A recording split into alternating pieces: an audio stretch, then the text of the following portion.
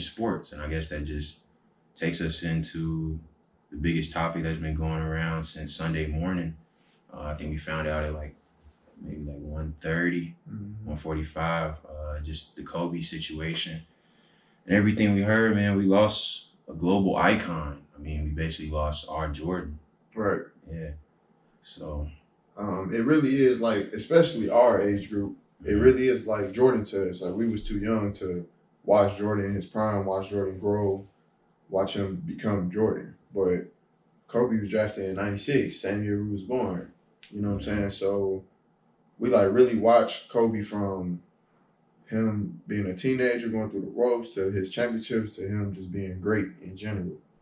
And that's definitely a huge loss for him being an all-time great, you know? Yeah, and the thing with the memories now is like you can't miss a beat. Like you're gonna see everything now. Like, you can easily share any moment you've had with Kobe, and just seeing what everybody's been posting, not even exactly on TV, just via social media, from everybody that has a picture with Kobe. Right. Everybody that's spoken to Kobe before. Everybody has a unique memory with Kobe. It's kind of like the same thing with Nipsey Hussle in a way. Like when Nipsey died, everybody was just starting to get their own personal moments with him. And now that was slowly happening with Kobe. You know, he was a totally different player versus him retired. Like he was so much more of a people person that the media was allowed to see. You know, he had such a shield from just him being this killer on the court. And now you just saw what kind of person he was off the court.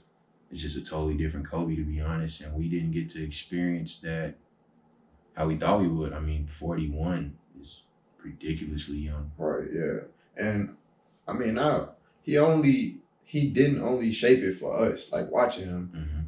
Ain't no telling the type of impact he had on actual players, you know, who don't want to be as great as Kobe. So I'm trying to pick his brain for anything I can, copy his moves, perfect his moves, everything. And Kobe was that type of person that if he saw that in you, he was going to do anything to help you become great. And you saw so much of that, I know, before even this year, 2020, even before the 2019 NBA season started. Jason Tatum working out with Kobe in the offseason.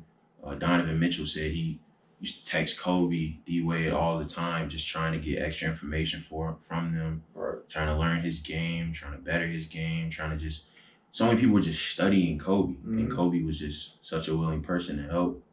It's just, I don't know, man. I know a lot of people say it doesn't seem real. You know, it's just kind of like weird. It is. Like it definitely has been feeling weird since Sunday. It sounds crazy to say, but it almost feels like something missing from the world, like something missing from the universe, like it's something off. And like you said earlier, it felt like that when Nipsey died too. Yeah. I will say it didn't feel, the effects didn't last that long, I don't think. Like for that day after, it felt like that. But this Kobe one, it's gonna last for a while, I think. Well, I think the Kobe made you ask more questions. The Nip was gun violence, and whatever conspiracy you might have about it, it was gun violence. So, you know, where we come from, where a lot of other people come from, gun violence isn't foreign. You know, a helicopter crash, and Kobe's been using helicopters since, I think, his 4th year in the league, 3rd year in the league. So that came off foreign. Like Kobe uses a helicopter all the time. So it's just very, like you said, it's just the energy is different. It just feels weird. Yeah. So, yeah, man, you just see everybody like Tuesday night, TNT, Shaq crying, Jerry West crying, D-Wade spoke, Kenny Smith spoke, obviously Charles spoke, you know, Ernie spoke, everybody spoke about it. But you just see the outpour of people just getting their respects off to Kobe, sharing memories like Richard Jefferson, Derek Fisher. Like everybody has all these unique stories. I think the biggest ones that hit home for me was Draymond Green and Richard Sherman. Like Richard Sherman speaking about how when he tore his Achilles, he was trying to be just as strong as Kobe was strong in his moment when he tore his Achilles. And how, you know, when he speaks to Kobe, they used to say, you know, what was it? Same animal, different beast. I believe that's how they say it. So, you know, everybody just had a unique story, man. Draymond Green shared so much information that he learned from Kobe. Draymond Green really smart. Like, He's a really smart Yeah, NBA a player. lot of people just base him off of what he do on the court. They say his antics or whatever, but Draymond Green is definitely an intelligent person. Yeah. I mean, when you on the court battling with someone all the time, just naturally you're gonna have that respect. We grew up watching Prime Melo, Prime Wade, Braun, AI, all of them. Kobe battled every single one. Like he has that warrior badge, and that's something you can never take away. Everybody gonna have a story once you're around for that long. Yes, thinking of all the people he played in his prime, like I saw T-Mac speak out, like prime T-Mac. T-Mac was crying on TV too. I guess their kids used to do so much together, and they kind of came in the league at the same time. T-Mac was the year after him, so T-Mac said he's always reaching out to Kobe for information. You saw Ice Cube speak out. He even said like when he heard the news, he was like, "Nah," and he texted Kobe. He's like, when he didn't get that response, like it was heartbreaking. So it's just so many stories, man. So many stories. It's great to hear these stories because I feel like it almost takes something like this to hear what people have to say about that person, which is kind of sad. But so many people have so many stories about Kobe that I didn't know about till now. Mm-hmm. So it just speaks on the person Kobe was, and that's really just Kobe, like on the court, made people want to reach out. It has nothing to do with like the person he's became at age 41, being a father and being this working with film and everything he's been doing. Like the fact that his daughter was in there, like it's just author. He had his hands in a lot of different things. Not to mention he just opened the Mamba Academy. Yeah. So, coaching his daughter's team, coaching all types of younger women. Like he was just doing so much, touching so many families. Obviously that family was on the plane with him. Probably just like, we going to practice with Kobe. Like, it was probably just an amazing feeling. Mm-hmm. It was 2 other women on the plane as well, a total of 9, including the pilot. So, it's just like everybody was just enjoying the day. It was a normal day. It was like 9 a.m. Pacific time. Like it's definitely just weird. Yeah, for sure. Yes, but I want to speak to Kobe just being a father figure, man. That was really what I was noticing lately.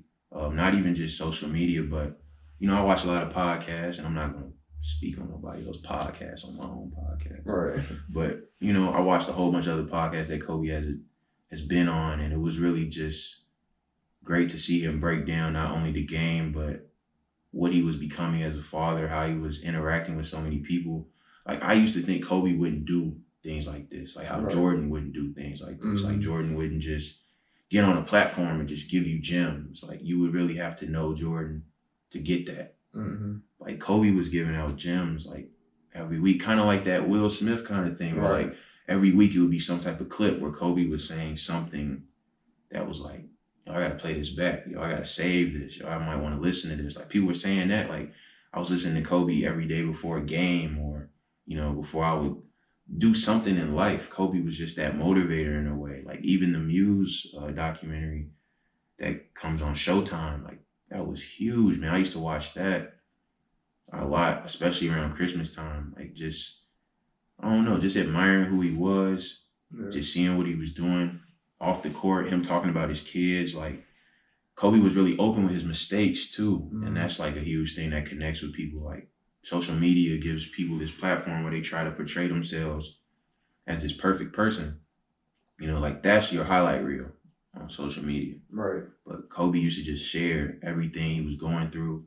And that was like, that's what connects you with people. And I think that's what really made him an icon. Like you see people overseas just gravitating to who Kobe was. Like that's not just the Olympics. That's not just the Lakers. Like that's Kobe the person. Right. And that's a big difference between him and Jordan. I'm not going to say compare or bash Jordan at any shape or form, but we all know that Jordan wasn't the best, person outside of the court, I guess you could say.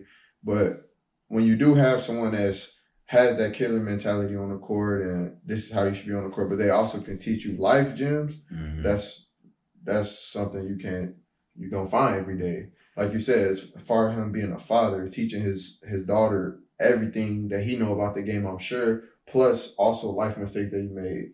Being strong enough to notice that I made this mistake in life, but I'm going to learn from it. I'm going to teach others how not to make this mistake. I'm going to teach others how to be great.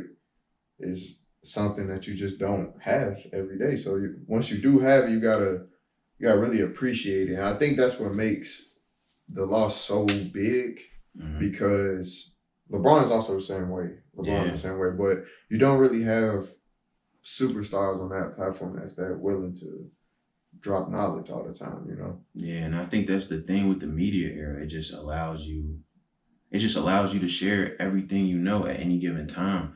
And so I think, when I heard the news, I literally just sat down. It was just like, whoa. Like, the phone group message was blowing up. Twitter was blowing up. So it was just like, whoa. Like, it definitely made me sit down. It definitely made me reach out to, like, everybody. It just made you want to just talk to your family, like, immediately. It was just like, this can really happen. Like I said, the Nipsey Hussle definitely made me feel that way, but not as strong, just because gun violence is like something we just hear about so often. Right. It just wasn't foreign. Like, this was so foreign for someone to pass this big of a global icon this early. Like, this is probably the first time we lost a global icon, like, in our lifetime. In our lifetime, yeah. That we were able to really connect with and watch grow. Like, of course, Michael Jackson died in our lifetime. But it was just different because we weren't there for Michael Jackson's entire career, Yeah. And that's really what social media does. Like, it allows you to connect without knowing the person. And I think that's why so many people have been crying that never seen Kobe. Like, they've only seen him like us through a TV screen or through the phone. Like, it's just, the connection was huge, man. But the biggest thing that I took away, well, not the biggest thing, but one of the things I took away from this that really upset me outside of hearing the news, that Kobe passed, his daughter passed, and 7 other people passed. Like, a whole family is lost. I saw the tribute to, I believe he was a baseball coach.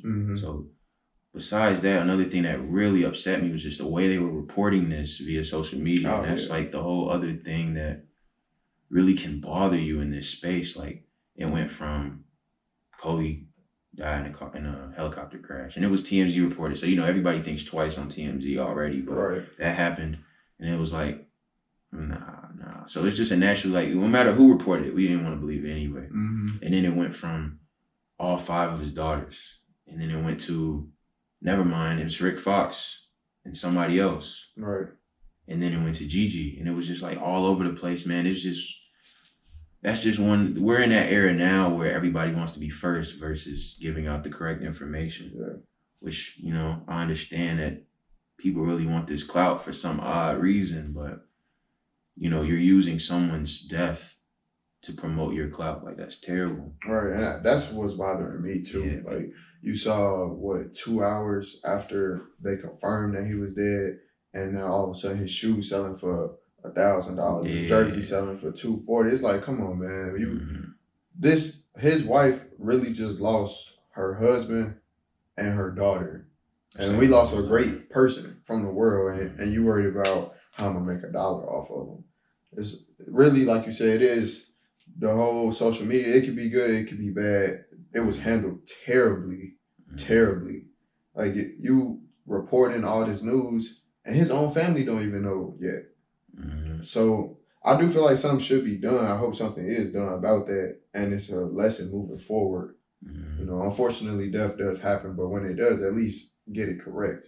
Yeah, it just came off like it was so much lack of respect from so many different media outlets that are very well respected too. Like, it was just very, very upsetting. That really upsetted me throughout the entire time I was hearing that. It was just so much misinformation. But yeah, Kobe was a global icon, man. It felt like, I don't know, it felt like he was just getting started again. Like, we saw the kid Kobe going to the championship Kobe, to the retirement Kobe, and now we were seeing, like, the Kobe just now in the father space publicly. Like, we were just now starting to see that. And then it was like, what was Kobe going to evolve to now? He was just starting to get involved in film, winning an award. Like, it felt like he was just getting going again. It's just a crazy situation. It's a crazy realization that, life is so unpredictable, and it's sad that it takes things like this to really, I already knew that, but it's obviously different once you see it. Right, once you see it, yeah. Once you're in the moment. And I saw that a lot on social media too. Like some people really just starting to get a grasp with that, like really starting to understand. Life is short, man. It's definitely short. You gotta make the most of what you can while you're here. Yeah, Kobe left us with a lot of memories, man. Mm-hmm. On the court, I'm trying to think of a good memory, like one of my favorite memories on the court. I think for me, I definitely have a few of them, but the one that always stick out is, I cannot remember the year right now, but the All-Star game when he was going at Bron. Mm-hmm. That's one of my favorite Kobe moments, when he was talking to him, smacking him, come on, come at me. Mm-hmm. You got to think that age difference, with what, 9-year age difference that is right there? Mm-hmm. And Kobe just still had that dog in him. It's an All-Star game, and let's go. That's one of my favorite Kobe moments of all time, outside of his last game, for sure. Yeah. I think you're starting to see the difference in that too. Like, not a lot of people are taking the All-Star game to that serious of an amount anymore. And I think Kobe was one of those people that was like, nah, we're not about to BS this. Right. He was definitely like that, not just for the last 5 minutes of the game, like the entire game. He was going for every P every time. Right. One of my favorite moments, man. It's so many that I saw that I didn't like get to see. Like, actually, 'cause I was so young. Like the alley-oop, obviously the Shaq, but I know Sean talked about the Tracy McGrady, him and Kobe going at it. Mm-hmm. I definitely would say one of my crazy moments was when he wasn't shooting in that Phoenix Game 7. It was just like, I feel like the media and everybody had finally got to him. It was like, y'all don't want me to shoot? Like, all right. Mm-hmm. And he really just like, kind of was just like, this is what it is when y'all like do me like this. And I think that's a realization too, that, Kobe used to get talked in a way that was kind of downplaying Kobe's career. Mm-hmm. Like LeBron fans just automatically put LeBron past Kobe. And a lot of Kobe people defended that. They were like, whoa, like how you just go to Jordan? He didn't even get to the Kobe argument first. And then that was always an argument that LeBron fans tried to just like, yo, we passed Kobe. Like, it's LeBron versus Jordan now. Right. So it was a lot of that too. It was a lot of like Kobe being selfish. It was just a lot of down talk about Kobe for a lot of his career, that if you really liked Kobe, you defended Kobe a lot. Yeah. So I think that was always a big memory for me, like just always arguing for Kobe. Man, it's just so many memories. Even outside of basketball, like Kobe being on these podcasts talking, Kobe doing breaking down film of like players. Like, it was just a lot of stuff. So Kobe, like you said, Kobe's last game, Sean saying Kobe 81 points, like it's so many moments. I think the Boston moments were great for me too. Boston, and not even when he won, it was really when he lost and he was at the press conference after game 6. And they were just like, Kobe, what is it? What are your thought process? Like winning MVP, but losing the finals by 2 games, stuff like that. And Kobe was just as serious as ever. Like, the season means nothing. Absolute failure. Like, the award means nothing. Like, it was just like, you just saw if Kobe didn't reach his goal, it didn't matter what little things transpired throughout that process. Like, none of that mattered because we didn't get this done. And that was just like showing who he was, like on and off the court. Like, it just showed his personality like in full form. I remember it's a clip of Chris Rock like joking with him, and Kobe's not even looking. Like, Kobe's not even making a face. Like, that's that Mamba mentality, man. It's real. It's real life. Like, it's not just a saying. That was one of the main things that taught me, like, have your focus on the big goal. Like, do not let these little MVPs, this all-star goal, don't let that distract you from what you're trying to reach. And until you reach it, can you really call yourself great? Can you really say that you achieved your goal? No, you can't. So yeah, man. I mean, it's been a lot of tributes throughout the league. Them doing the 24 shot clock violation, them doing the 8 seconds in the backcourt. Players either wearing number 8, wearing 24 in warm-ups. Or Trae Young, I don't know if he played in 8 while he did the 24-second violation. I just know he had on the jersey, but you just see everybody giving tributes in their own way.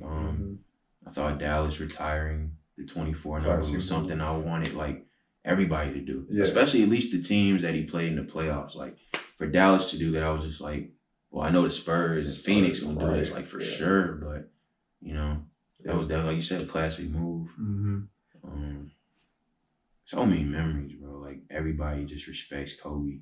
Like, everybody. You gotta give your people their flowers while they're here, man. Yeah. Like I said, I feel like Kobe was getting talked down upon a little much career-wise when he was here. Like, when he was playing, like, he was getting a lot of bad media, a lot of, like, there's just a lot going on. And now it's just so many flowers to give him. He's not here to smell them. Yeah, gotta appreciate it while it's here. Yeah, for sure. Keeping it NBA, man, I mean, life goes on, sadly. So we do want to give our condolences and prayers to all the families involved. For sure. All the families involved. I'm not even going to specify any family. Every family is just as important. So prayers and condolences to all the families.